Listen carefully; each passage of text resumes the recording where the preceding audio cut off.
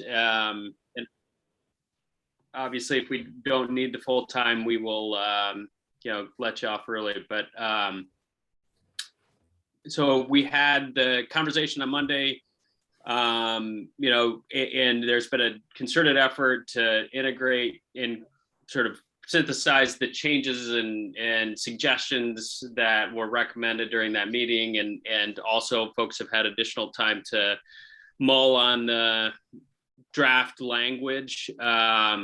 And so we want to talk through, and I think Jeff, you and Malia, working with others, have been kind of point on this, as well as Matt DeVore, who will be joining us shortly from DOJ.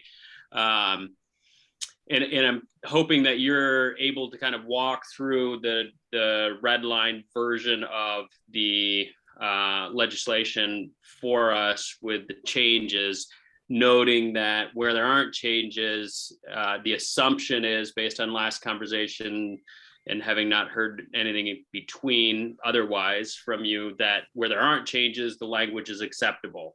If that's not the case, please be sure to voice any questions, comments, or concerns today so we can work to address them. Before we conclude today, we'll also circle back to some of the email traffic around developing a draft letter today, and whether that comes from this group. Keith, thanks for the idea. It sounds like there was some enthusiasm about that.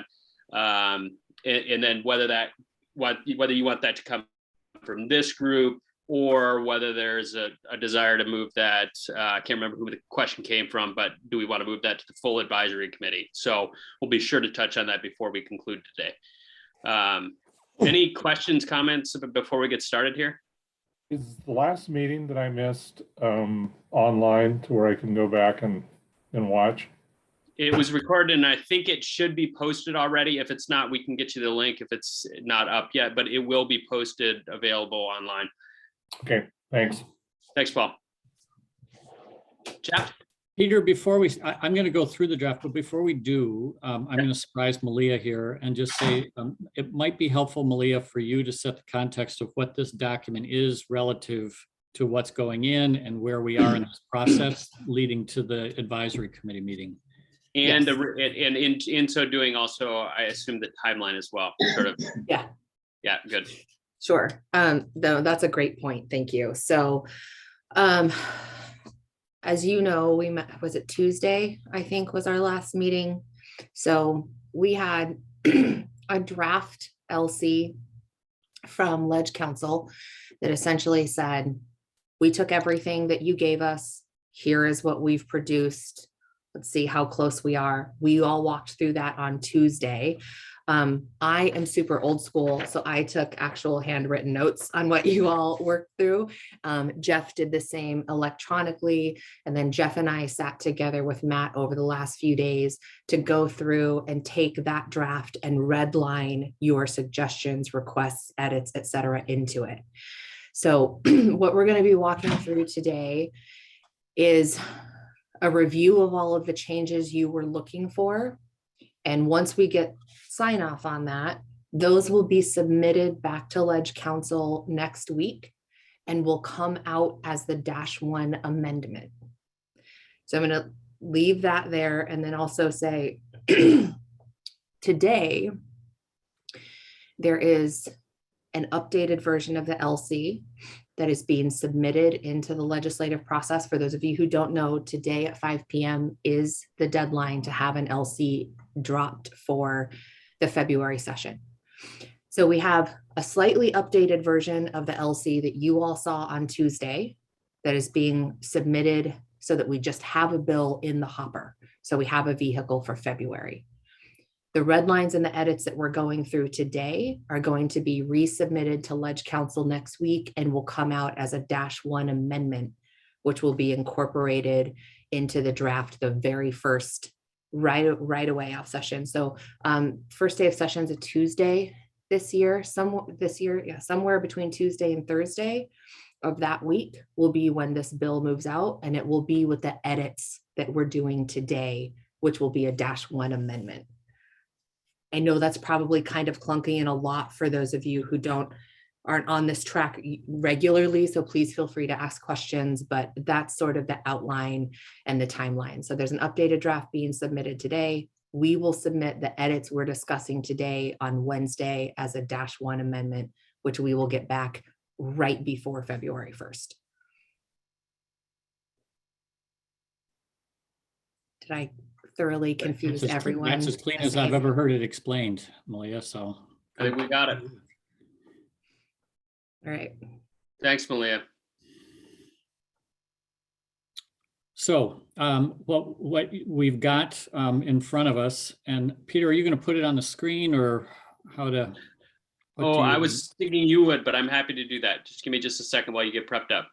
If you don't mind, because I've got about 3 or 4 different versions of this that I'm referring to as questions are asked, so it would be easier for you to do it. Good. I'll take care of it. Thank you.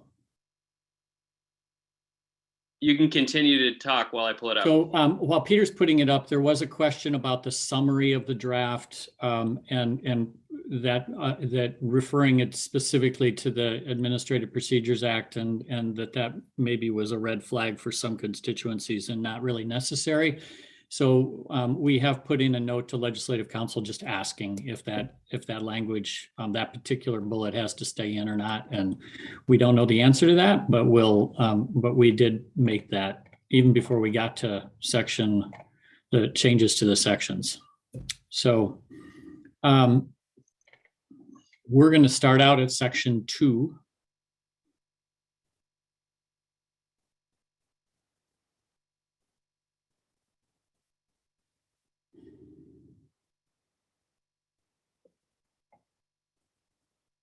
Are you seeing that, Jeff? I am. Maybe this isn't going to work. I might need to do this. There we go.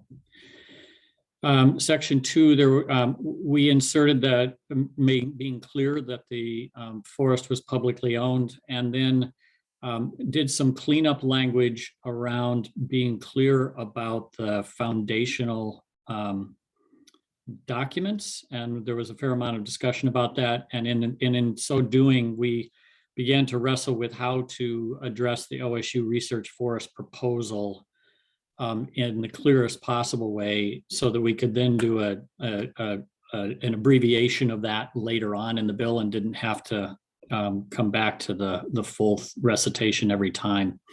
But I do think we tried to acknowledge the comments we heard this week about the forest being managed in accordance with the HCP, the forest management plan, the research proposal, and this legislation, as the shorthand being the 4 foundational documents. We heard a lot of people in sync about that. Thanks, Jeff. And just for folks' awareness, I can't see everybody on my video right now. So if you have a comment or question, rather than waiting for me to call on you, go ahead and just chime right in. You know what, Peter, since you're doing the discussion, let's take a minute. I'll put it on my screen and I'll do the navigation. We're fine, Jeff. We got it. Okay. All right. Yeah. The next change was in section G, and working with Colin, we have some preliminary changes on the partnerships with tribal governments that you all have not seen. And I have not had a chance to talk to the other tribal representatives on the advisory committee, but we'll do that before Tuesday.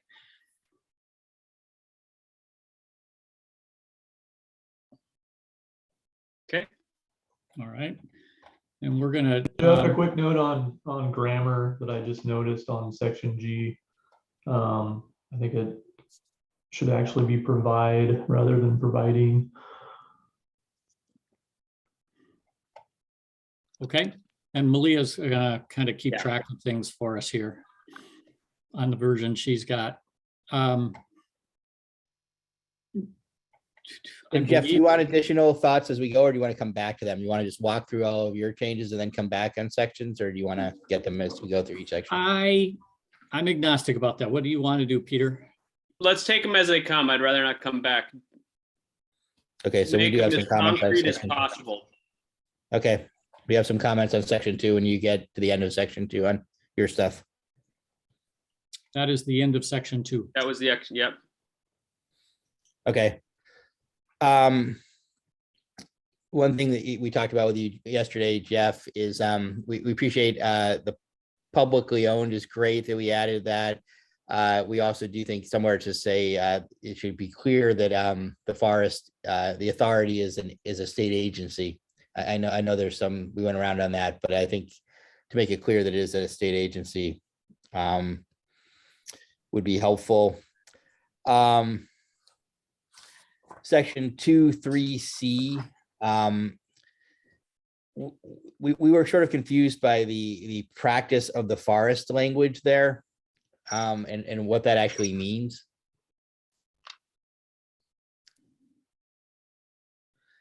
And the suggestion there is just to substitute the following: compatible with research, conservation, public safety, cultural resources, or emergency needs.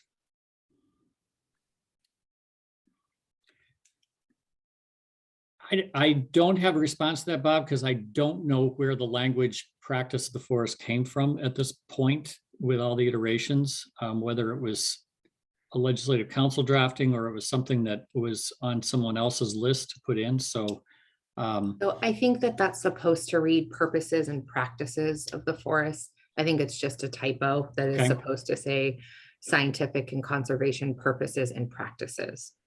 So it's science and conservation practices, I think is what it's supposed to be, but Yeah, and what I appreciate that makes more sense. Yep. So I think what you're describing, Malia, actually makes sense. I think the concern there is something I flagged. I'm not, as I said before, not necessarily personally all that concerned about it, but I think it's setting off red flags that, it's not clearly defined as to when the forest can get shut down to the public. So a suggestion there was just to be more specific and put in language rather than sort of the more general language, something along the lines of compatible with research, conservation, public safety, cultural resource protection, or emergency needs. So that there are, it's a little more circumscribed than just you can shut it down based on. So Peter, And I you think have it's that up to language in you your how thoughts, we, Jeff. what we do. Noted. I don't think we're gonna bring everybody to every resolution on every one of these as we go. Okay. Noted, and Bob will do what we can to address that.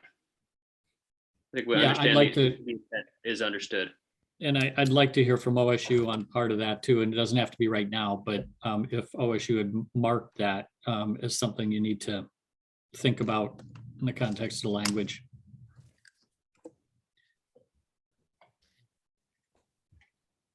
Bob, do you have anything else in section 2? A minor thing that we certainly wouldn't go to the mat on, but section 3 section 2.3i reflect the world-class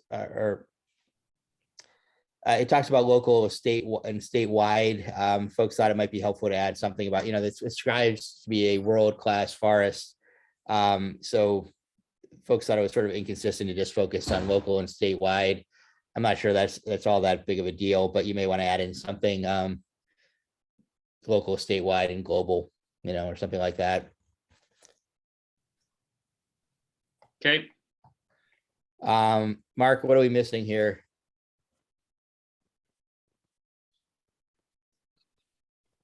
I have an item 2 when they're done. I think you hit the points. Okay. Paul Untitled? Yeah, 2.3b, the support scientific inquiry there, we had led by Oregon State, and that struck. I don't remember discussing that. But we think it's an important note to have Oregon State in there at that point. Malia and I were talking about that. That was something that we thought had been run past Katie at some point because of the addition later on in the language allowing in the statute being clear that if the board, Oregon State, and the land board wanted to reach a different management structure, that was still an option. But we can revisit that with you if you want. Yes, please. Okay. Anything else on section 2? And trusting that Malia, you're running point on tracking. I'm not going to do track changes for everybody to watch right now. And if you individually raise a concern, to make sure that it is followed through on appropriately as needed. Okay. I'm capturing stuff. The Thank last you. thing, Peter, is Hey. section 2A, sorry, go ahead, Mark. Well, I was just going to flag under section 2A, I think I was going where you are, Bob, is that there was some conversations we had that just, it's not entirely clear about when does a transfer occur, when does the land board approve it, how decoupling, and these weren't necessarily sort of conservation concerns, if you will, but in terms of the logistics and mechanics of how it was going to happen, it seemed to have some inconsistencies there. And we talked about that with you, Jeff, yesterday a little bit. Yeah, we're comfortable that we've got that covered and that section 2 isn't where the mechanics should happen. Other than just addressing, I think our feeling is legislative council got it right here. In talking about how we delineate what is in and what's not in considered the Elliott State Research Forest Authority, but the rest of it is handled later in the draft. And Jeff, for your awareness and everybody's awareness, Matt DeVore has joined us in case there are elements, Matt, that you would like to chime in on. So I mean, bottom line is I think we've been really over it with a fine tooth comb to make sure that the mechanics of accomplishing the transfer, the decoupling, establish the boundaries are addressed in the legislation appropriately. And I think we've got that nailed down. Yeah, okay. I mean, I'm not a legal beagle on this. When you read through it, it seems to have some different openings, but I also realize there's a lot of different ways to manage it together. It seems a little open-ended yet. Understood. The section 2 is based on a template that's been used for the South Slough Estuarine Reserve for establishing boundaries, and that's all that section 2 is trying to do. It's not trying to do anything else that you just rattled off associated with the decoupling and the transfer. Okay. Anything else on section 2? Okay, moving on to section, let's see, 3. We have one minor edit here. Yep. Tying it to the mission, success of the mission. I think we discussed that. Yep. 4, 3. Yeah. So this, it was just something that someone brought up. It was discussed on Tuesday. The initial board is set up in order to have staggered terms with 2 people having 1-year term, 2 people having a 2-year, 2 people 3, etc. And it was just noted that meant that a couple of board members would only be eligible to serve for a total of 3 or 4 years with 2-term language. So we inserted language for you all to consider if you want that the initial terms won't count against the 2-term limit of permanent board members. So that's the only way to really address get the staggering of terms we need, but also address the fact that there might, you don't want some board members to be kicked off because their 2 terms are over at 4 years instead of 8. We were ambivalent about this, but we recognized it was something you all discussed. Comments or questions, concerns? Hearing none, we'll assume it's okay. Okay, moving on to section 5. Or excuse me, section. So Peter, we lost something on section 3. Give us a little bit of a second on these things because we're reading off of, I think, 4 different versions here now, including our notes. So it's a little hectic to try and keep up when you jump. On section 3, again, I want to just reiterate, I think it's important to us that we add language along the lines of, which is page 3, line 25 on one of these versions. The research authority, a state agency with duties specified in this statute, or a state executive branch entity with duties specified in the statute. Again, we just want to be really clear that it's it is an agency. I think that's going to be funky over time. It's clear now to us in this room, but I'm not going to be clear down the road what an authority is.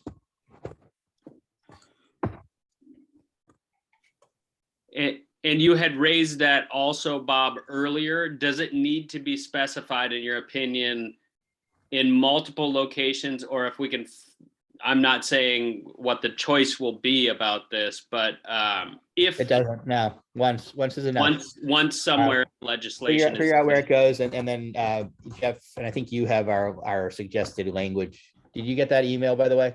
I got it about 10 minutes ago or whenever, before we started. Yes, and it did help.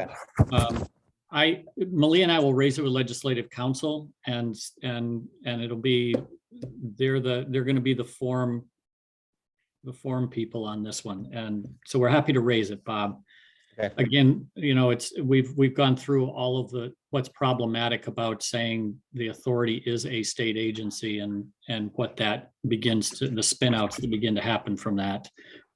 Suffice to say that Department of Justice and Legislative Council so far have been very comfortable that everything is in the statute to be clear for courts and everybody else that this is a public agency and not a public corporation.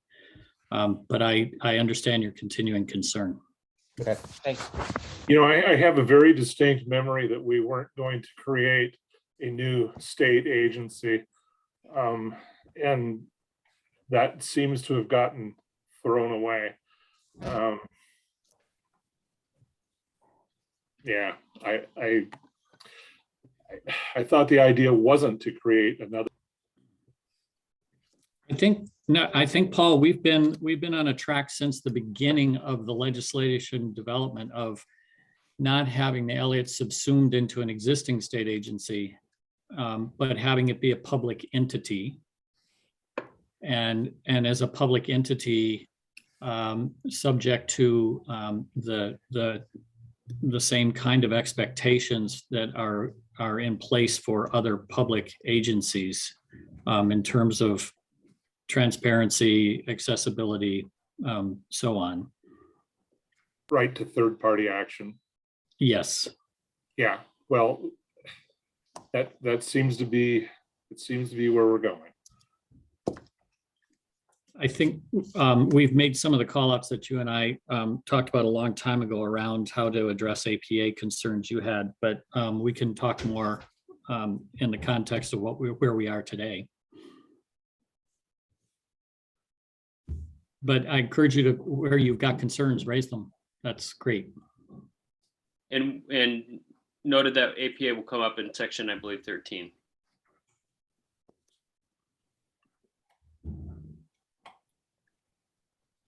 Okay, Bob and others, okay to go back to section 5, then 6?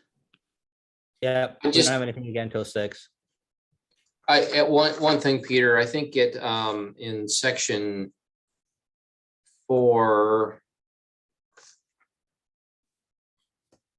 I'm sorry, trying to keep up here.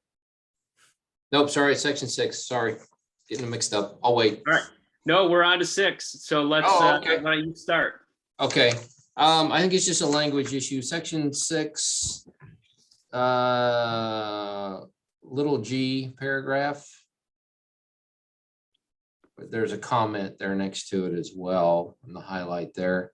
I think, I was just looking at this, I think the problem there is it's saying the most current version of the proposal for managing the forest university submitted. That's the research proposal, not the management plan. I think we just have to, Jeff, I think that's just an edit, that it's a research proposal, not the management. Noted. Yeah. Yeah, the yellow highlighting is where we've noted that we had to do the consistency of language on how we describe the OSU research proposal. So every time you see a yellow highlight in this document, that's just our marker for Cleaning that however up. we decide to do that to get it done right. So I won't bring it up in the next section. You're welcome to. Hey, so while we're on that screen right there, looking at G above it, since it's up, we had some conversation about provide input and guidance to the executive director. I think we should be clear and say provide direction to the executive director. It's not sort of like optional, like here's some input and some guidance. I think the board of directors ought to be able to say we're directing the executive director to do X, Y, Z. Others reactions to that? OSU, Paul? Yeah. Yeah, I disagree. You know, we start going down that road, we're micromanaging the executive director. The board is to set policy and give guidance to follow that policy. I don't think we want to get in a position where we're micromanaging this forest or the director. I agree with Not sure. Paul. Largely, the board will be made up of individuals with I can't remember the phrasing we used to describe, but some of those individuals will be, in terms of managing a forest, laymen, and I think that Paul's right that as a board, we don't micromanage. I think we set policy. Or that board, excuse me, that board would set policy. So I'm with Paul on that one. I think Well, we're talking just- around something here. I mean, it's one thing, we're not saying the board will micromanage the forest. We're saying the board of directors directs the director. It's not optional for the director to follow the instructions of the board of directors. The executive director doesn't say, yeah, you know, I like that idea, but you know what? I'm not going to do that. I'm doing something different. It is direction. And whether it's micromanagement or not will depend on the quality of people that the governor and land board appoint and whether they understand their roles and responsibilities. And that's always a challenge with any board, no matter what. But I think the way it reads right now, it suggests that somehow this is, you know, it's guidance. Hey, we think you ought to do it this way. It's not. When those plans are approved, it's direction. But the wording also here, Bob, is to provide, the wording you're preferring would be to provide direction on the implementation of operations and research programs.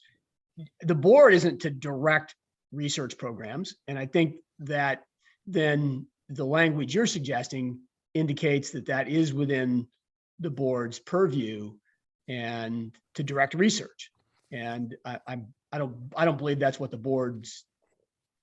But that's not what it says, Keith. It doesn't say to direct research. It says, I mean, on the things that the board weighs in on, which are enumerated elsewhere in this section, it is to provide direction. It's not, research isn't listed there.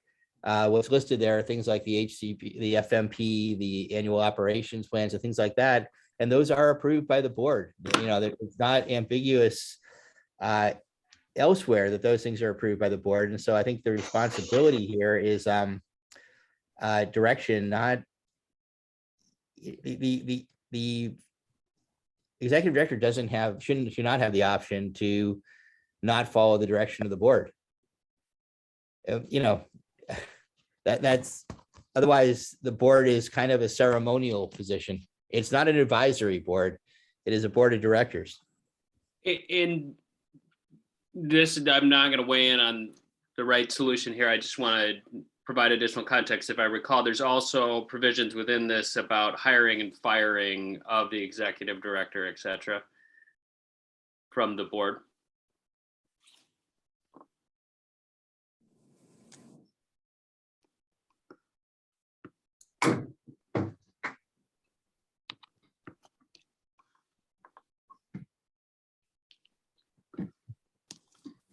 OSU, anything you would want to add to this conversation?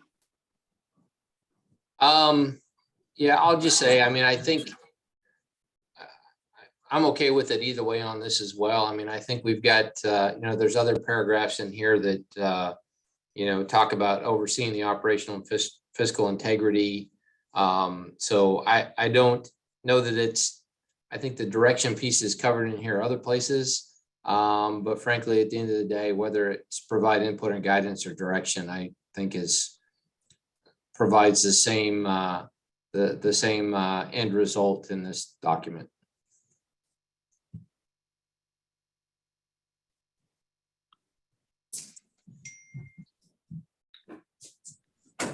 Bob and Mark, give us a sense of how important this is. I mean, there's been a lot of work to try to address your concerns here. So I think to be clear, I mean, just based on this conversation, I think there's obviously some disagreement in interpretation here. So I think it should be clear as to what our intent is. My intent would be direction.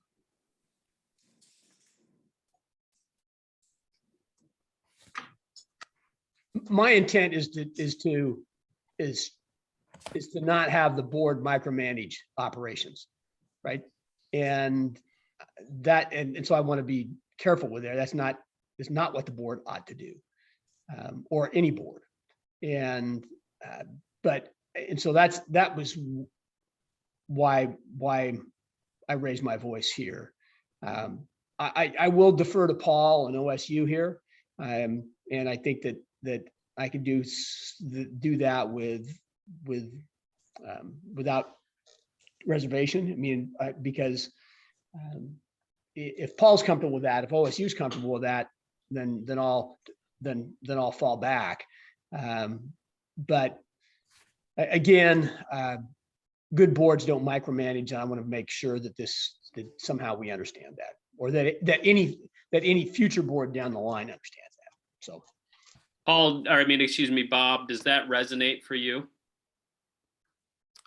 Well, I'm not sure. I mean, That the intent of the board not micromanaging the executive. Yeah, no, I think we all agree on that, and that's why I say, I think, the goal is for the board to do approve the enumerated things that are in here. It's not meant to suggest that the board should now suddenly take over forest management per se. I guess what I'm after is really just clarity that, what the board requires is their requirements. They're not optional.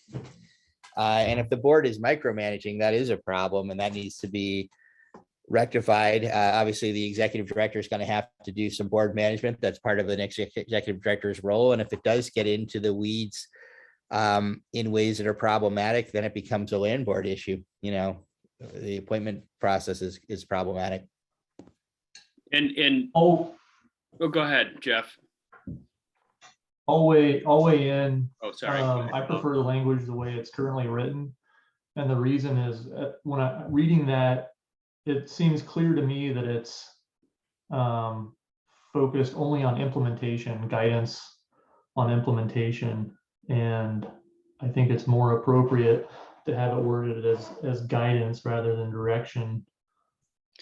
Well, and I would also note that in item E is oversight of the activities. I don't know if that ameliorates the concern at all, but what the point I was making in hiring and firing, as well as other enumerations of the responsibilities of the board, is that they're expressed elsewhere here. Is important to see G in the context of the other stuff, not arguing one direction or another, to be clear. Paul, it looked like you came off mute.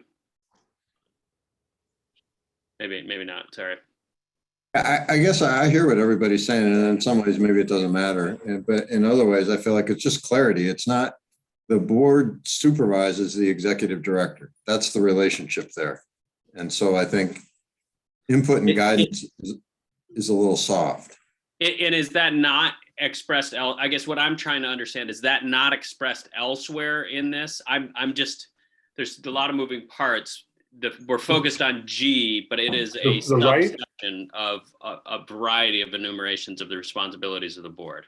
The authority to hire and fire gives that guidance some pretty strict, hard teeth. I think it's there. To be perfectly honest, my biggest concern is the board not acting as a board, but acting as individual board members and directing the director individually and not as a board.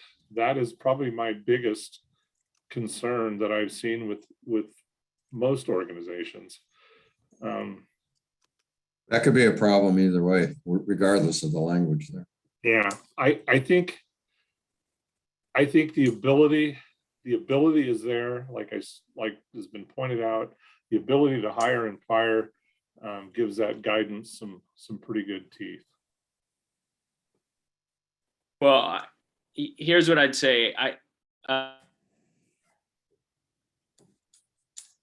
Excuse me, Peter. sorry, I was on mute. Here's what I'd say is I'm not sure that we can spend more time on this right now. I think we can try to think about the language a little bit. Paul, having heard what you said from the OSU perspective is helpful. Any changes we'll make sure to vet with folks in advance. So noted, appreciate it being flagged, and we'll work to address it as appropriate or as possible. Okay, so a couple of other things in this section, Peter. Section 6B, I think that should be clarified. Any direction that the board ensures that all management policies and actions comply with the HCP, FMP, and research plan. So we have some suggested language there. That's just reinforcing that those are foundational documents that need to be adhered to. Is that not addressed in the previous insertion of those 3 documents or 4 documents being referenced as foundational? We believe it is. Yeah. Is that, where is that in this section though? Is that in there? Or is it in? So It's help me, Malia. So it's actually, so we went ahead and inserted it at the very beginning as part of the mission Okay. statement and management policies. So that then following everywhere throughout the document, it's referenced that decisions have to be in line with the mission and management policies of this act. It's going to be in section 2, subsection 2B, where it says that the forest must be managed to promote collaboration, partnership, inclusive public processes, and equity in accordance with this 2022 act, the Habitat Conservation Plan, the Forest Management Plan, as well as the OSU proposal. So those are listed, called out as foundational documents that all decisions around the forest have to be in adherence with. And then we have incorporated those 4 documents, the OSU proposal, into the listing of those documents later in the enforcement section of the act. So I think you're covered here, Bob. Yeah, I mean, I just don't think it hurts to make sure that that's a board responsibility though. You know, this is a board responsibility section. And I don't think it hurts to have reminded the board in their section that their responsibility, because that's really where the rubber hits the road, is in this section. And I think I'm going to remember that when we get to the enforcement section. That does. Well, no, I mean, in terms of board responsibility, that I mean, I don't think it hurts to have it there. That it will be effectively implemented in compliance with the foundational documents referenced on section 6.1G of this act. So the reference ends up in 6.1B. So it'll come in little section B before little section G. Yeah. So it may not hurt, and it's fine with us to put it in. Throughout today, I'm just going to ask that, remember, everything we're doing is going to be an amendment to a bill that is going to call into question why the changes have been made to a bill that was introduced, and it adds complexity to the conversation in the passage in a very short session. So our goal should be to do what's necessary. And if it's necessary, we have no issue. If it's desirable, great. If it's good to have, maybe, then we want to start thinking about whether it's worth, the juice is worth the squeeze. And I would encourage everybody to contact your suggestions in that, with that frame. Nice to have, gotta have. Yeah, no, and we get that, Peter and Jeff. At the same time, this is our first crack at the legislation, really. The first time we've seen it in some sort of coherent form. And it's important that we also get it right. And you know, we will do the need to do and nice to have, nice to do, but at the same time, we also aren't going to leave stones unturned that we think are important as we go through. So Not asking you to, just helpful if it's to be clear about what's what. And I think we'll have a place. I don't want you to be surprised, because one of the editing templates for legislative council is not to have unnecessary reiteration of provisions. And so it may not make it through a screen, even if we put it in. So You know, I got you in there. Okay. Also in 6F, two things here. We would recommend adding language in order to reflect public input. We need more about the public input process. So we're suggesting and review, approve, and provide for public input prior to approval of such plans. And also to clearly delineate the hierarchy of operations in terms of, and we talked about this in the last meeting, annual operation plans, FMP, foundational documents, so that it's real clear how those things all line up and relate to each other. So we added transparency and H below in a way that I think applies, because it's what you're talking about is transparency with respect to something that the board of directors has to approve. And so we inserted after lengthy conversations with you all, a lead in that is the next section, and that Peter's got up on the screen now, that says, all right, for all of the things that the board of directors has to approve or deny, and that's the list below, we have to ensure transparency and public participation by doing all three things. Advance notice to the public of the board of directors meetings, ensuring that any of the written materials that are being considered by the board are also available to the public at the same time they're being provided to the board, and providing an opportunity for public comment on the agenda items where there's going to be any action to the board. So going back to the point you just made about biennial operation plans, again, I don't think the language needs to be reiterated up there, because biennial operation reports and biennial operation plans are the second and third items that public input as it's defined here would apply to. So that's how we tried to handle it in one place surgically, as opposed to sprinkling it through multiple places throughout the document. This is new language that wasn't here earlier in the week, and I think Peter really needs to have time for people to ask questions and be thoughtful about. Yeah, Paul Beck.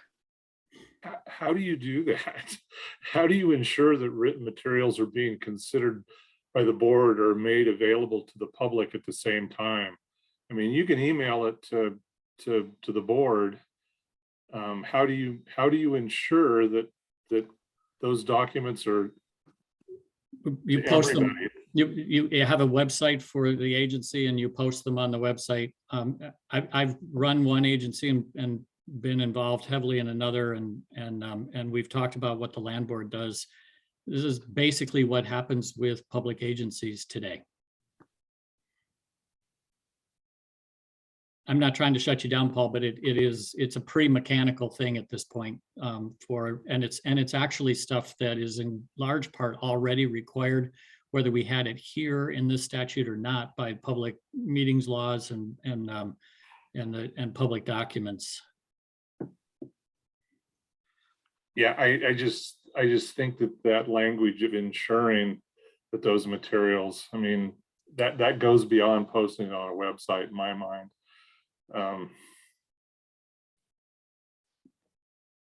Paul, would you have a suggestion of language that would be preferable? I don't. I have this concern that we're trying to involve the public so much that it is going to be this free-for-all of quite frankly crazies on both sides with their tinfoil hats, coming to every meeting and asking bizarre questions and wasting the board's time. I know Bob wants to have this public transparency and input, but I just think it gets to be cumbersome and counterproductive. I mean, I guess, Paul, I mean, philosophically, this is a public agency and it is a public entity. And the public does have a right to weigh in on these public assets. And whether we agree or disagree or find their comments useful or useless, I think is beside the point. I think it is a public forest, and part of a public forest is giving the public an opportunity to weigh in and express their opinions. And we're going to fund a lot of different things. One of the things we're going to need to be able to fund is adequate staffing for an inclusive public process. And, to me, that's notice and comment. And it's a standard thing that every other public entity in the state of Oregon has to adhere to. We're narrowing it on behalf of the Elliott in this document substantially. But to eliminate it because I think calling it a waste of the board's time is really problematic, actually. I think if we try to take something out where the public doesn't have the opportunity for real and substantive input, we're gonna have a very hard time moving this thing through. And I think rightfully so. I have some input on this section. I agree there needs to be opportunity for public input, and I think this new language achieves that. I think it's reasonable and achievable with minimal burden on the authority. I do have one question with regards to B, ensuring that written materials are being considered by the board, are available to the public at the time those materials are provided to the board. Does that contemplate, drafts of documents? And if so, that might be problematic. I think it would appropriate to share materials with the public when they're being considered for approval by the board, but it might be a bit much to consider, when we're going back and forth on drafts of documents. I think our thinking, Tom, really was that, there would be a comment draft, essentially, that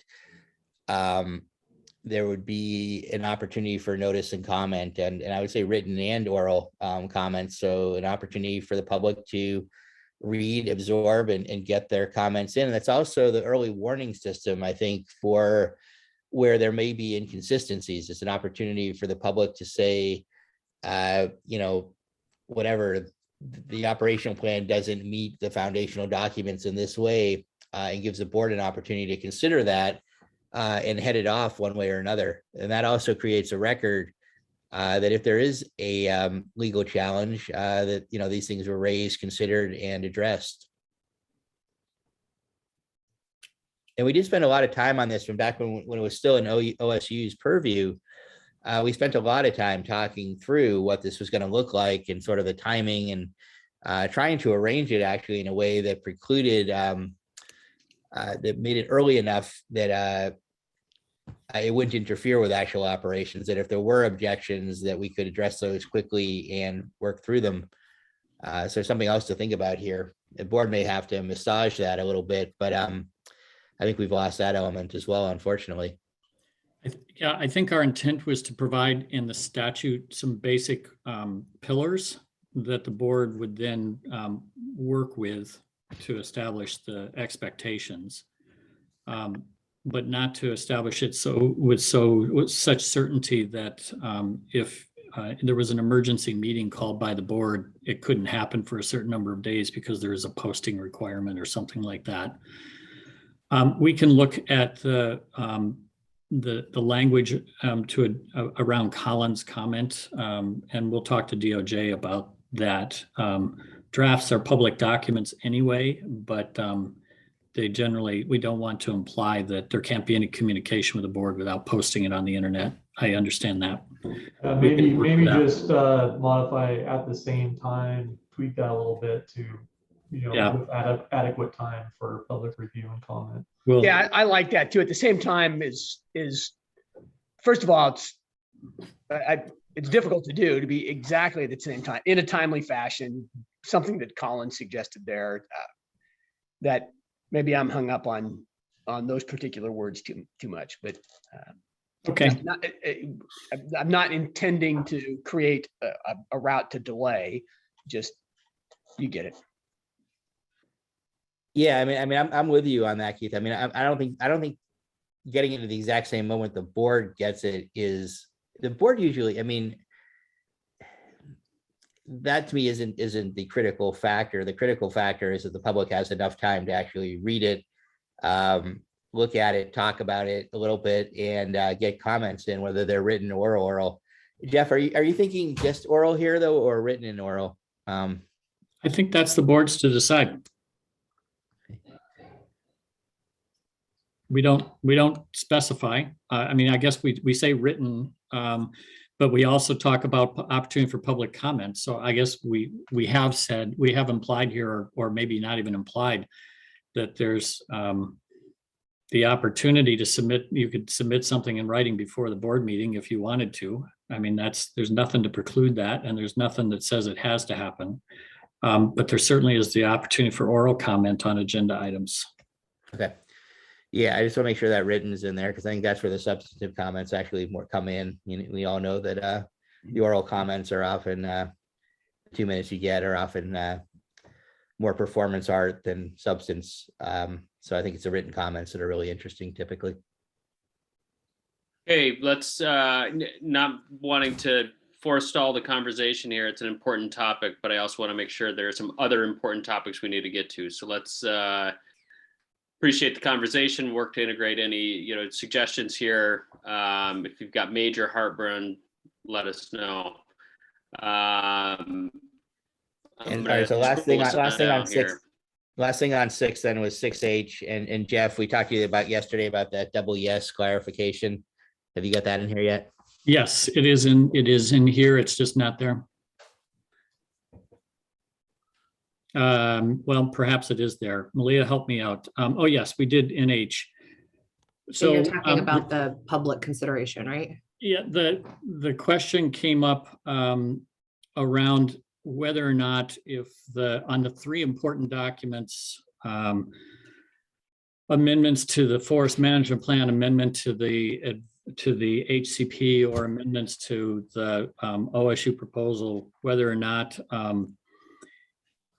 the board of directors could ask the state land board what they thought about it, and have the state land board say, we don't think this is appropriate, it doesn't fit, and it doesn't match statute or whatever, and have the board of directors proceed anyway. And at least from our perspective, the intention was, before there were amendments to those 3 foundational documents, that it would be a double yes, essentially, that it would go up to the board of directors. The board of directors would say, yeah, we want to submit this up to the land board. Land board would look at it, give input and concur on it, and then it'd come back down for final action by the board of directors.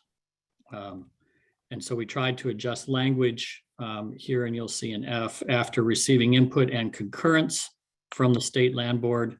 That can also be after receiving input and approval from the state land board. And so that's, I think we were after input and approval in order to achieve the double yes. Hey, Jeff or Peter, I forget who's running this. Can you scroll up so we can see I'm not running this. I apologize. Just who's controlling the screen. My bad. I've got the screen. Beyond that, yeah, nobody knows who's running this, man. Well, okay. Roll the screen up, or so we can see. I want to see what the language says before you get to E, F. I mean, Yeah. So These what is are the it? things, yeah, Keith. So this is the section that says, after receiving public input, the board of directors can approve or deny the following things, and it's got the list starting with the budget and reports. And it goes down to some of the foundational documents we've been talking about earlier. Okay, let me see the language just so I feel comfortable with it. I could go dig it up on.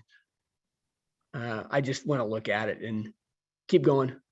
I think, yeah.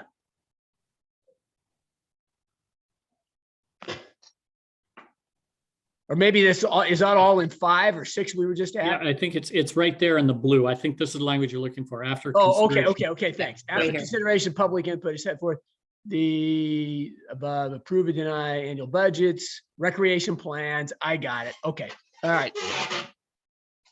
So the Education question came plans, up on forest those, plan. Okay, thanks, Jeff. on the 3 big documents that do go to the land board as part of their oversight. we adjusted the language so that it requires the land board to approve before the board of directors approves, and it wasn't ambiguous. Okay, I just wanted to see the introductory statement there, so I'm good. Thanks. I have a quick question on that approve or deny language. I saw that in section 9, the state land board can approve. I having trouble seeing it, but I think amendments to the research proposal.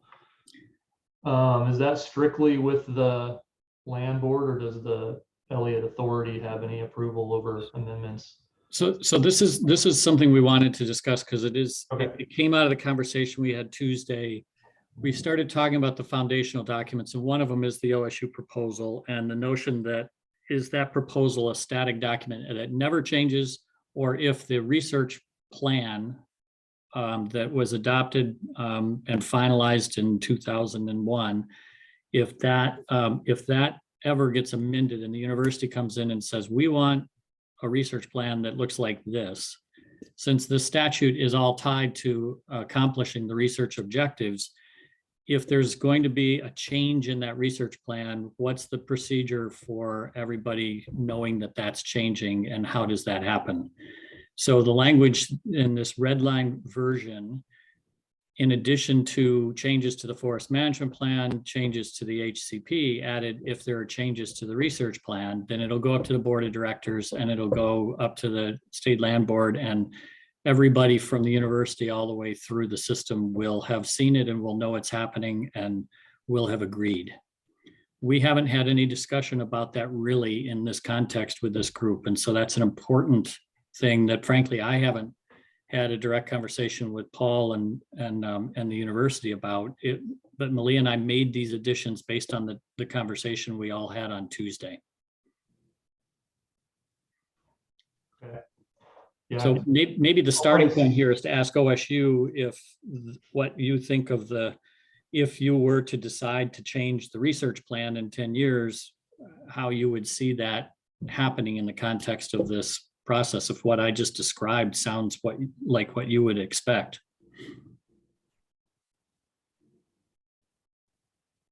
Yeah, it's a good question. And, Randy or Shannon, you can weigh in. I know I talked with Tom about this. We don't expect the research proposal to change often.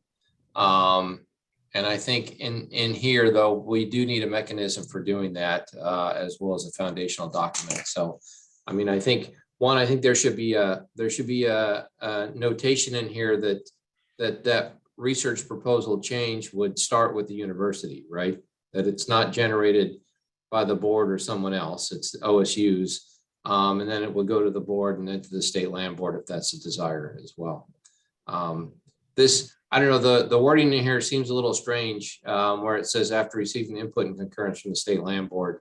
I don't know, it sounds like the board of directors is taking action after the land board versus, I would think we want the research proposal to go to the board of directors for approval and a recommendation to the state land board, right? Yeah. All of these things are set up with, it's a little clunky, but are set up specifically so that the board has to look at it and decide to send something up to the state land board, who gives their input and approval, and then it comes back to the board of directors as the decision maker about whether it's going to be implemented based on the input from the land board and the process to develop it. It is all a head nod to making sure that, as Paul was talking about earlier, the board of directors is responsible for the forest. And so if there's going to be an amendment to the HCP or an amendment to the forest management plan, whatever the process, the final step in the decision to do that sits with the board of directors. Yeah. And I think, Jeff, just, important point for us is that, the only one that can generate a change to the research proposal is Oregon State, right? Yeah, that's a good point. And I don't know that we accounted for that, and we can go back and look to show that. That wasn't necessarily the language we were thinking about for the HCP or the forest management plan, but we can go back and look and figure that out. So I brought this up at the last meeting, and it seemed like a pretty big issue to me to clarify which version of the proposal we're talking about and how that can be amended, because I foresee that's, the. hold on, Colin. I think that was addressed above. I'm going to ask Jeff or Malia to describe that, or it's the intent with all these highlighted sections to get that rectified. Jeff, do you want to say, sorry to cut you off there, Colin, I just didn't want to. I think that's right. So the structure of the statute, Colin, at the very beginning, the first time the proposal is referenced, it's going to be strung out to show that it was the proposal that was accepted by the land board on December 8th and amended in the following April. And then there will be a, as referred to here and referred to as X. Okay. And then for all of these highlighted places throughout the statute, it'll be just the shorthand referral will be used. Okay, yeah, and I guess where I was going with that is I still see need to be able to, because by including that document as one of the foundational documents, that's now a legally enforceable document. And I see the need to potentially amend that. For example, that proposal contains maps of the stand level allocations. And my understanding is those stand level allocations are not written in stone at this point in time. And Colin, that's what we're trying to do in this section, is Okay. include it as a foundational document, just like if the HCP is amended or the forest management plan, if the proposal is amended, here's the process for doing that. Okay. Your point I was well agree with taken. Colin. Yeah, I agree with Colin. There's going to have to be some reconciliation. There's already some things in the HCP and the plan that don't line up. For example, some of the Merlet stuff is in the HCP differently than in the research plan. So there will have to be some reconciliation as we get through the next 12 to 18 months. I do think from our perspective, it's pretty important to have a pretty high level of rigor in changing these documents. We're not putting the protections into the legislation, so they live in these foundational documents, whether it's harvest level or whether it's acres of reserve or whatever. You know, that's where the heart of these agreements live. It's not in the legislation. And so I think amending those should be a pretty big deal. I mean, this is the stuff we've worked to negotiate for the last 3 years. It's pretty delicately balanced at this point. And so, you know, a change to the big reserve, for example, would be a big deal. You know, if we agree on that as we go through the next 18 months, that's one thing. But if we came back and did that 4 or 5 years from now, that's a pretty big, significant change from the negotiations that we all went through. And that was the agreement by the members of the land board to have an oversight role because of the shift to a public forest and that point, Bob. And that's what we've been trying to integrate, these 3 pillars accompanying the legislation as having a process before they're changed. So I think we've got the language in the right realm, and we're gonna, and I think we understand what we've heard. And I hope we ultimately have addressed the questions that Colin put on the table on Tuesday. I think we have. Well, yeah, I agree with Bob completely on his point that, you know, changes to these documents need to go through due consideration. And that brings me back to my original question was, it looks like in these changes, only the state land board would approve changes to the research proposal. And not any change to the research proposal would not also need to be approved by the Elliott Authority. And I'm wondering if I'm reading that right. I don't think you are, Colin. Okay. It's in 2 different sections. Currently we're in the authorities of the board. And when the authorities of the board talks about amendments, expansion or exchange of lands after receiving input from the land board and approval, amendments to the habitat conservation plan, amendments to the OSU research proposal after receiving. And so we have mirroring language for those things there. And then when we get to the land board oversight, you'll see language on the same 3 things there. Okay. That clears it up. Thanks. And I think, go back to what Jeff said, I just want to make sure we have agreement on this. I mean, the pattern I think we're all agreeing upon is that the Elliott State Board, not the land board, but the Elliott State Board is going to would be sending things up to the land board to say, here's what we have decided. Do you bless this or not? If not, what do we do wrong? And send it back to us, kind of a thing. And that's a high level review largely for consistency with, I guess sort of the original intent and agreements if we're changing foundational documents. That's the consistency with the mission. Yeah. Stuff. Is that right? Yeah. I mean, hopefully it'll be 20 or 30 years before we get to that point and we'll all be dead anyway. So 20 or 30 years, but I hope not to be dead. Yeah. For yourself, man. Yeah. Geez, thanks for timing me out here. If I am, I'm coming back to haunt you all. Hey, Peter, just get in the will now that the fly rods come my way, will you please? If you're going to die. The fly rod. you all talk like people with retirement plans. All right. Anything else on this section before we buy the farm, So to speak. All right, moving on. This is a consistent change here in section G, K, little a, or big A, mission and management policies. So if you look at the red line there on line 12, we just added with public participation provided in section H above is that large chunk we talked about just above the land board authority piece. So we just put it in here for continuity. It doesn't change anything that we just talked about. Okay.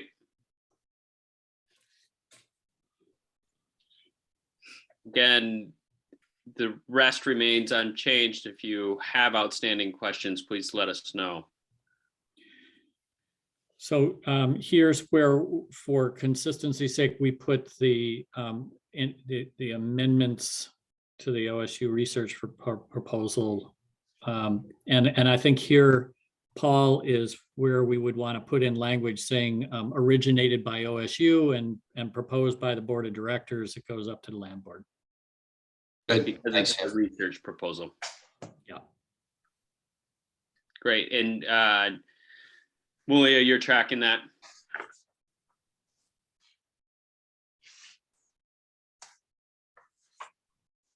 Okay. Executive Director, Section 10. We had some comments around wanting to make sure that there was clarity and firming up executive director's authority that managing the day-to-day operations was consistent with the mission and management policies of the act as well. It wasn't just the board of directors, but it goes all the way vertically through the organization. So we made this addition for your discussion.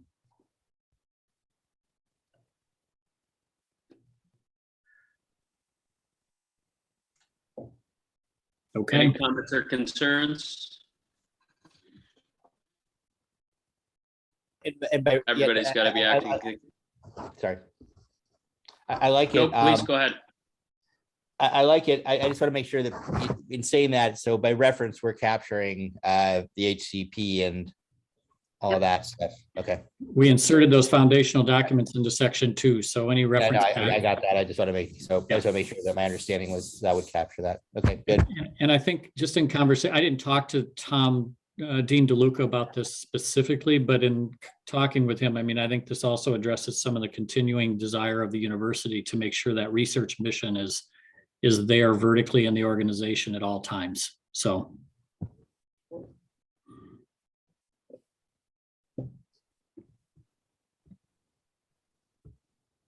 Okay.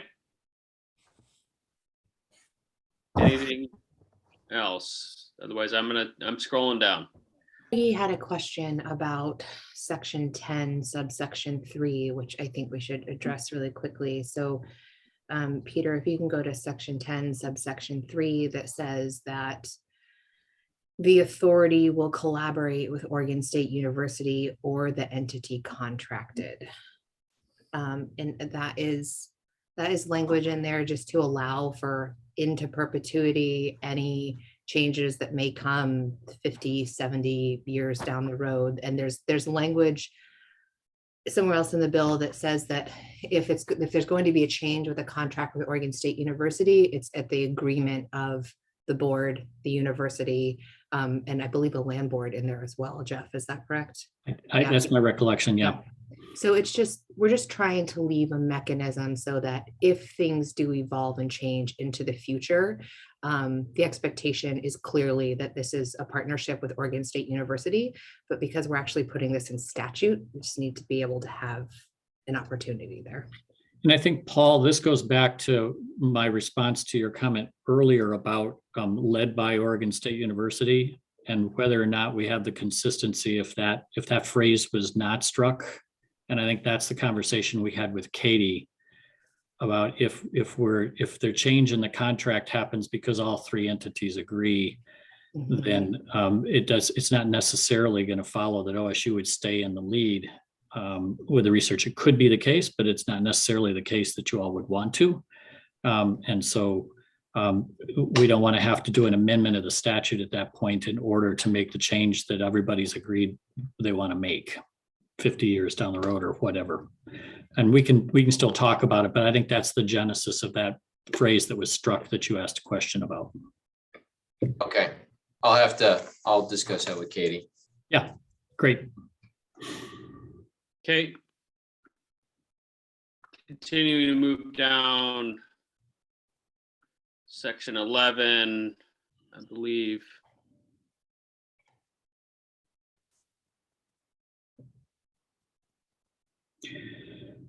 So here, it was noted that it might not be, we just had any forest management, if there was a contract, it had to be consistent with the operational plans. And we just cleaned it up a little bit to be clear that whether it's contracted or conducted directly by staff of the authority, it's supposed to be consistent with the operation plan that's been approved by the board. Any concerns? Okay. Moving up. Okay, go ahead. So in section 11, let's see, page.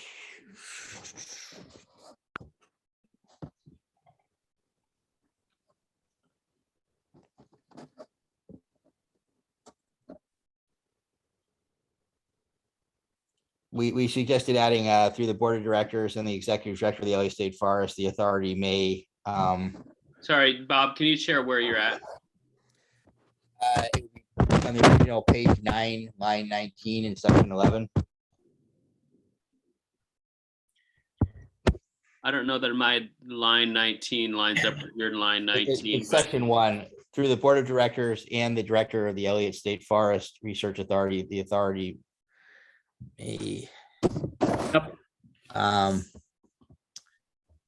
So we recommend adding executive director there.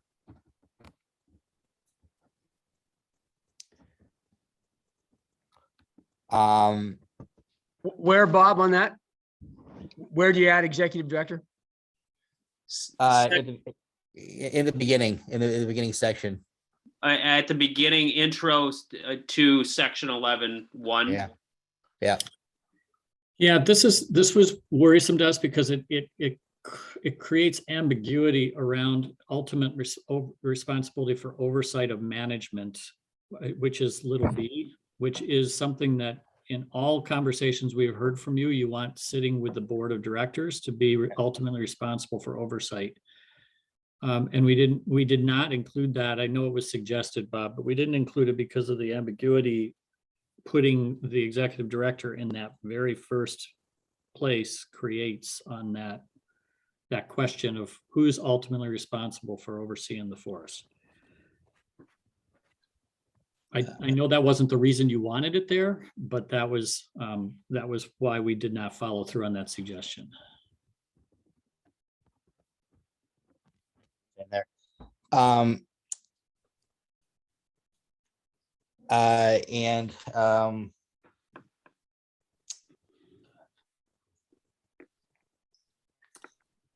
on the next line where you talk about entering into contracts, we suggested just broadening that, adding other action agreement or mechanism, just because contracts are not the only activation mechanism. So Yeah, clarify. Not just, Malia, I think we can do that pretty easily. That's something we Okay.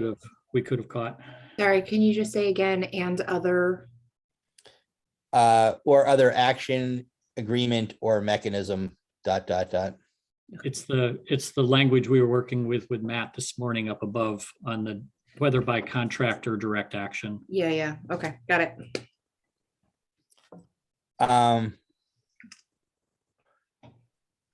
We recommend adding public records law, just to make it clear, and then make it clear that it applies to the board of directors and the executive director in this section as well.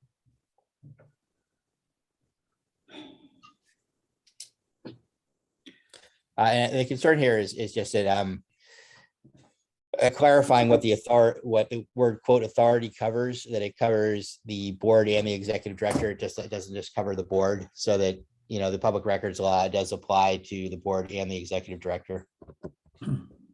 We can talk to Ledge Council about that. I'm not optimistic that they'll say that is something that has to be there or can be, but we'll go ahead and do it. Is that because of the insertion of the language in section H above? Yeah. The new section H? And the clarity of the public records law applies to an agency. It applies to all the employees. And Yeah, the it's commission the and law anyway, right? and all of the contractors that are working for a public agency. So we don't want to muck up the broad scale application, the public records law, by beginning to insert it here and there, and raising question about whether there's places that it's not meant to apply. But we'll look into it, Bob. I just don't know the outcome. Okay.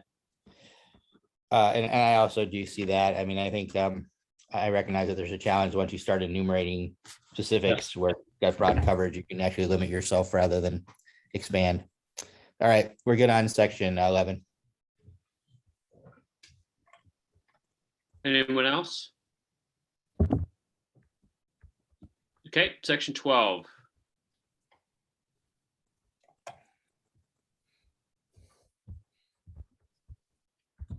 We have a note. On section 12, because section 13 is going to be a lot of fun. Yeah, we have a note to legislative council on section 12, but there's nothing, I think, for this group to discuss. Okay. Jeff, why don't you begin with section 13 here? It's actually, here we are. Yep. So the only change to subsection 1, which was the addition of the research proposal, so that the purpose of section 1, again, as per our conversation on Tuesday, is to be clear that those 5 documents do not have to be 6, 7, 8 documents, I guess, do not have to be adopted as a rule going through a formal rulemaking process, nor can they be challenged as a rule. And instead, through section 3, be clear that the changes to those documents are subject under the Administrative Procedures Act to a challenge in the format of an other than contested case lawsuit. We don't have to go into all the reasons why, but that's the structure. And I would note that in the conversations we've had since Tuesday, you know, we've all been clear that one result of that is there is a 60-day statute of limitations, right? There's a 60-day timeline, either after the action is taken by the board, either bring your third-party right of action or it's final and the right of action is lost. So it's not a forever right of action that occurs under the Administrative Procedures Act. And And that's not the case if those things are adopted in a rule, which is one of the reasons we wanted to create certainty about the viability and the capacity of the board of directors to know that what they had to work with and to go do it, and limit the challenges to inconsistencies in decisions.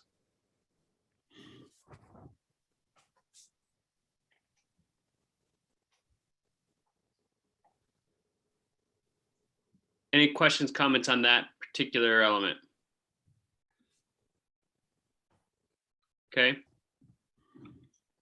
I will say that part of by excluding in section 1 was one of the reasons that we had to add the public input section higher in the document, because that is replacing some very expansive and significant public participation requirements that are included in the sections that are no longer applicable to the forest. And so that's why we put in the public input and participation above.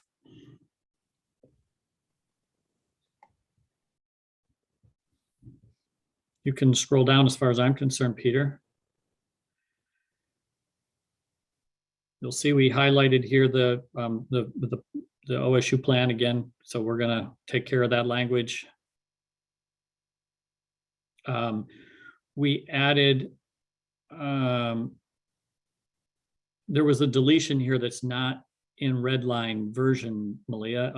I almost missed it, but in toward the top of the screen in A, the last version you saw had approval that the right to challenge if there was a material inconsistency with forest management plan, or if there was a material inconsistency with the biennial operations plan. That word material was in each of those things. We don't have an opinion about it one way or the other. I can tell you that the Administrative Procedures Act has its own standards that kind of limit inconsequential differences from being something that is going to be successful in litigation against a state agency. And so when we talked to DOJ about that, we kind of said, well, materially inconsistent isn't a defined term in the APA. And we think we've got it covered, but if there's the desire of this group to have materially inconsistent in each of those places, we're fine putting it back in. But it was something that was raised by some of the working group members. I like material. I think it's an important phrase to have in there.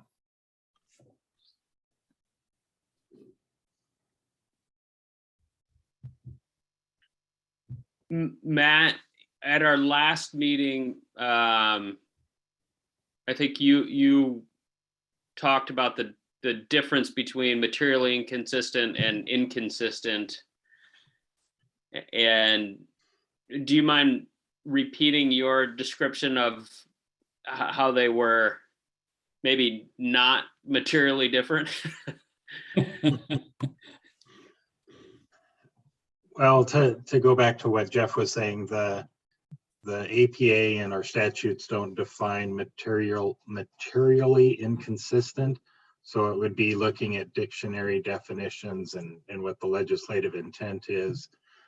And just, kind of from a broad overview, I think that one of the concerns would be that if an agency action was inconsistent with a plan because of some minor technical point, that may be enough to prompt judicial review. But having the materially inconsistent would elevate it a little bit to say that it couldn't just be a minor inconsistency, but it would have to be something more substantial. Okay, that's helpful. Thanks. Okay. And Matt, maybe you should explain a little bit about how the APA would handle what the standard of review is in the APA that was what we discussed in terms of the guarding against the inconsequential challenge. Yeah. So under the APA, for a order in other than contested case, a court would look at whether the agency action was in violation of a constitutional or statutory provision. And then the APA would also look at whether an agency acted inconsistent with its rules, its position, or its prior practices, if that inconsistency is not explained by the agency. And then as the court reviews it, the court would look for substantial evidence in the record to support the agency's actions.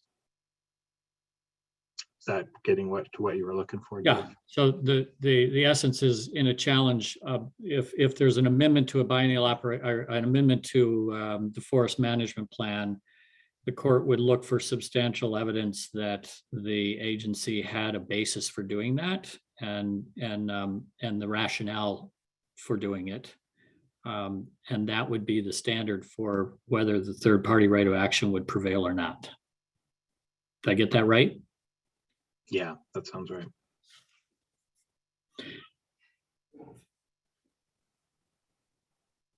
So there you have it, Paul. That was just the analysis we went through. I think if you want to talk among yourselves as working group members now or offline about materially inconsistent, we will go with whatever the group decides. For those that were suggesting its removal, Paul is suggesting it be included. How strongly do you feel about having it removed? Is it okay to have it back in?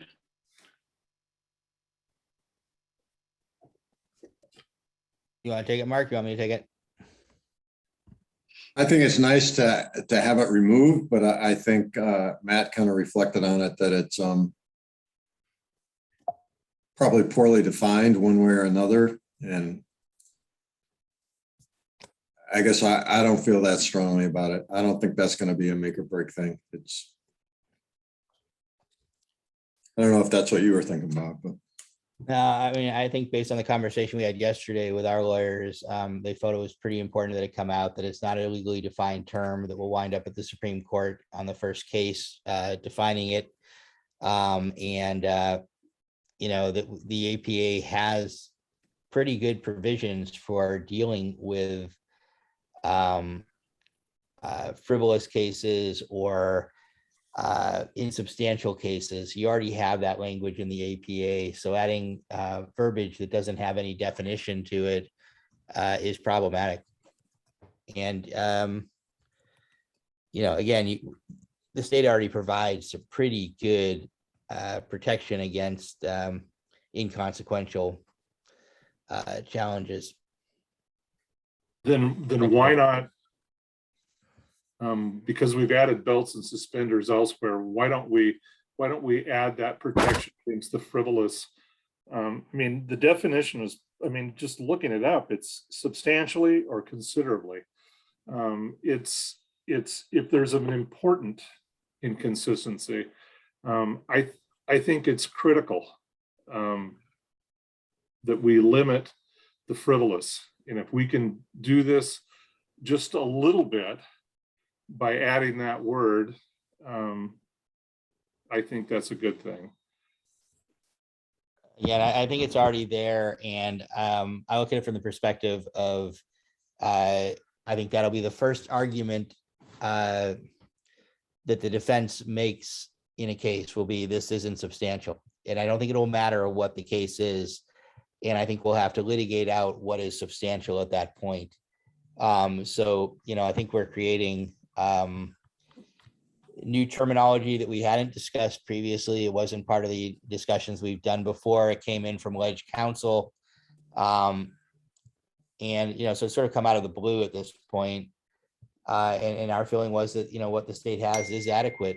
So. Well, I think I think there's another, there's an option C here, which would be to just define what material means within this statute, or substantial, or whatever language we want to use. I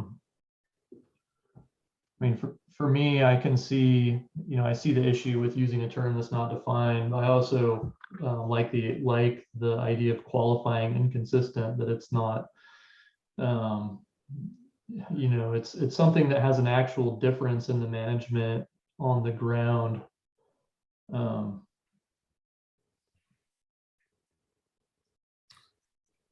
It's not out of the blue, Bob. And this is this is something that we have been bickering about for 3 years, is about the ability to sue and stop these projects.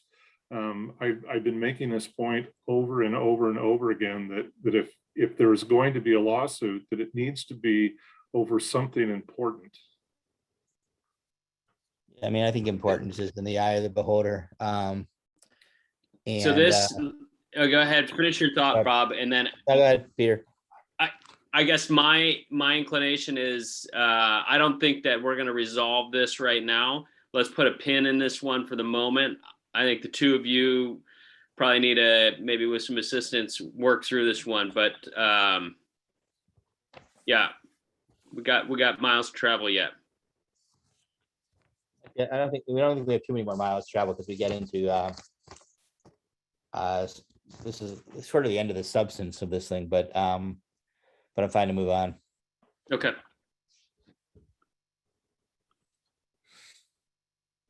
Mark, did we miss anything in this section? I mean, this was sort of the hot section. Don't scroll past. Go back, Peter. I think D needs to be called out.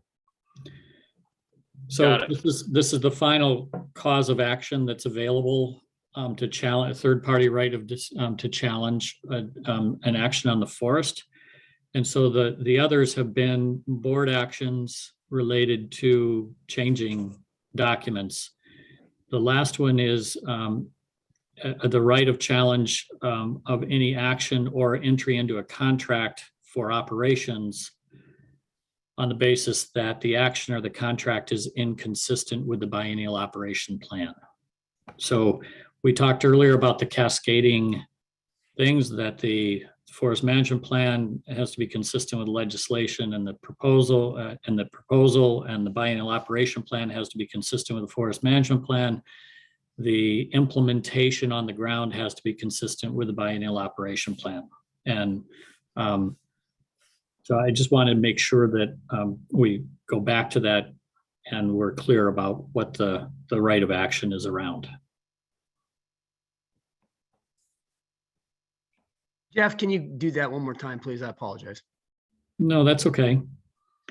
So the way the third party right of action is set, it's that there has to be, the forest management plan has to be consistent with the legislation, and the proposal changes to the HCP have to be consistent with the legislation, the proposal.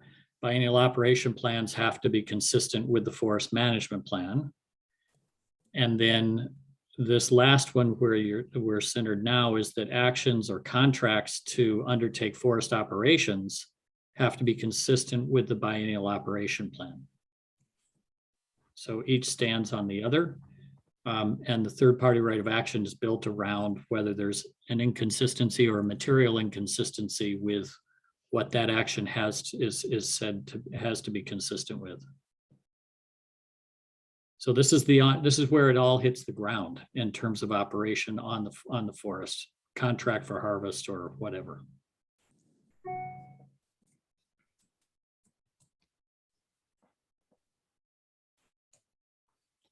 I just wanted to daylight it. I don't have any changes proposed. It's just we adjusted it so it wasn't just contracts. We already talked about that. I just thought it's significant enough that we kind of put this in context before we move on from third party right of action.